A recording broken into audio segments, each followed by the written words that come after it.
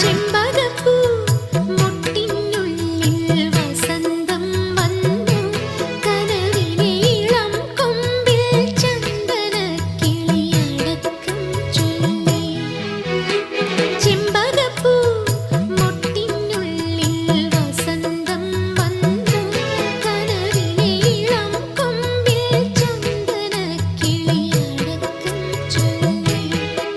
പുതുമഞ്ഞു തുള്ളിയിൽ വാർമഴവില്ലുണർന്നേ